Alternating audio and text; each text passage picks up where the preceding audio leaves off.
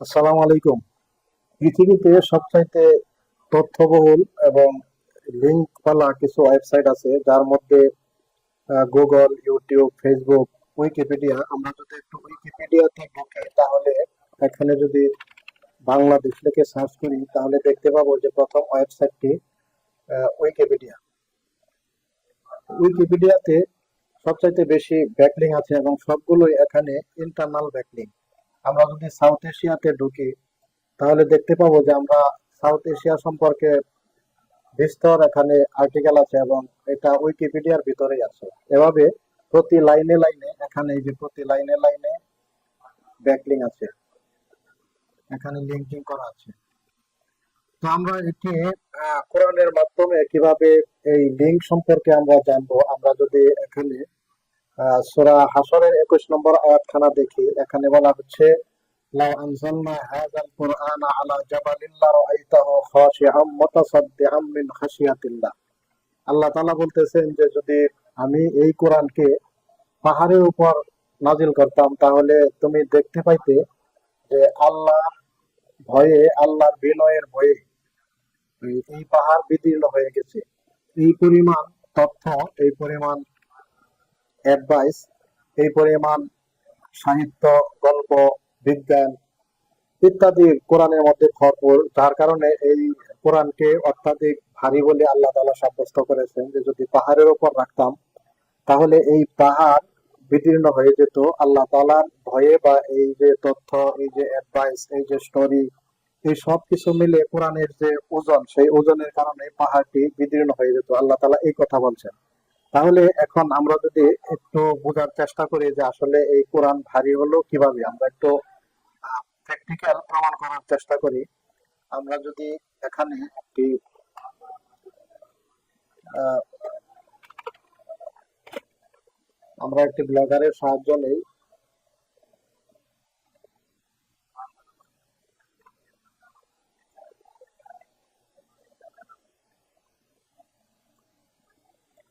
এখানে আমি আপনাদেরকে দেখানোর জন্য একটি ফাইল রেডি করেছি, যেখানে সূরা ফাতিহার 7খানা আয়াত আছে। এই আয়াতখানা, এখানে প্রথমেই আছে আলহামদুলিল্লাহি রাব্বিল আলামিন। আমি যদি একটু বড় করে দেখাই, আলহামদুলিল্লাহি রাব্বিল আলামিন, এটি সম্পূর্ণ লিঙ্কিং আর রহমানির রহিম, মালিক ইয়াউমিদ্দিন, ইয়াকা না'বুদু ওয়া ইয়াকা নাস্তাঈন, এই সমস্ত অক্ষরগুলোই এখানে লিঙ্কিং করা আছে, লিঙ্কিং। তার মানে আমি যদি এই আল শব্দটিকে যদি আমি বুঝতে চাই, তাহলে এখানে যদি ক্লিক করি, তাহলে আমাকে নিয়ে যাচ্ছে শরহে জামি বা হেদায়াতুন নাহ অথবা কাফিয়া, এই ধরনের নহুর কিতাবের মধ্যে আমাকে নিয়ে যাবে এই আল শব্দটির ব্যাখ্যা বুঝতে হলে যে আল কত প্রকার এবং আলিফ লাম এখানে কি অর্থে বা কিভাবে ব্যবহৃত হয়েছে, এটি জানতে হলে আমাকে নহু শরফের কিতাবের সাহায্য নিতে হবে। এমনি ভাবে আমি যদি হামদুন শব্দটি বুঝতে চাই, তাহলে এই হামদুনেও একটি লিঙ্ক আছে। এই হামদুনের হাম শব্দের ব্যাখ্যা পবিত্র কোরআনে পাবেন না।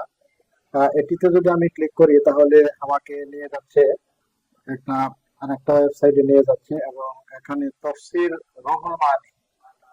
রুহুল মানির মধ্যে এই হামদের ব্যাখ্যা আছে। এটা একটা তফসিরের কিতাব, 30 খণ্ডে। এরকম ভাবে আমি যদি আল্লাহ শব্দের ব্যাখ্যা জানতে চাই, তাহলে আল্লাহ শব্দের ব্যাখ্যা বা আল্লাহ আল্লাহ শব্দের তারিফ এই কোরআন শরীফের মধ্যে আছে। আয়াতুল কুরসির মধ্যে আল্লাহ তাআলার পরিচয়, আল্লাহ শব্দের ব্যাখ্যা এখানে আছে এবং সূরা ইখলাস যদি আমরা পড়ি, সূরা ইখলাসের মধ্যেও আল্লাহ তাআলার পরিচয় তুলে ধরা হয়েছে।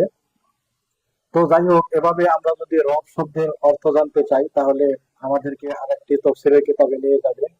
সেখান থেকে আমরা রব শব্দের অর্থ জানতে পারবো। এভাবে আবার আলিফ লাম, তারপরে আল আমিন, এগুলো যদি আমরা বুঝতে চাই, তাহলে আমাদের বিভিন্ন তফসিরের কিতাব, বিভিন্ন হাদিসের কিতাব আমাদেরকে বুঝতে হবে এবং এক একটা তফসির 30 খণ্ড, 22 খণ্ড, 50 খণ্ডের। এটি এগুলো সবই হচ্ছে ব্যাকলিং করা। পবিত্র কোরআন শরীফে কি পরিমাণ লিঙ্ক রয়েছে অকল্পনীয় এবং চিন্তা করলে মাথা ঘুরে যাবে।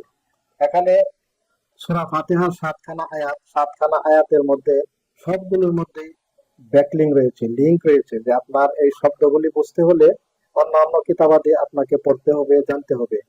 তো শুধু সূরা ফাতিহার মধ্যে যদি এরকম লিঙ্ক থাকে, তাহলে কোরআন শরীফের মধ্যে সমস্ত কোরআন শরীফের মধ্যে কি পরিমাণ লিঙ্ক রয়েছে তা স্বাভাবিকভাবে আমরা বুঝতে পারি। প্রিয় বন্ধুগণ, আমরা এতক্ষণ একটু জানার চেষ্টা করেছি যে আসলে আল্লাহ তাআলা যে বলছেন যে এই পাহাড়ের উপরে যদি কোরআন শরীফ নাজিল করা হতো তাহলে পাহাড় চূর্ণ বিচূর্ণ হয়ে যেত বিনয়ের ভয়ে, মানে আল্লাহ ভয়ের কারণে এই পাহাড়টি চূর্ণ বিচূর্ণ হয়ে যেত। এখন আমরা এটিকে কিছুটা প্রমাণ করার চেষ্টা করেছি যে আসলে আল্লাহ তাআলা যে ভারী বলছেন, ওজন বলছেন, কি জন্য বলছেন। আমরা এটা একটা ওয়েবসাইটের সাহায্যে আমরা বুঝতে পারলাম যে সমস্ত কোরআন শরীফটাই একটা লিঙ্ক করা, এটার মধ্যে প্রচুর ব্যাকলিং রয়েছে।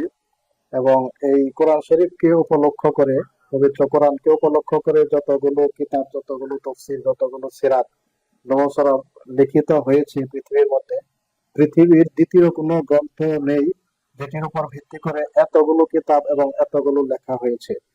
তো সামান্য কিছু ধারণা দিলাম।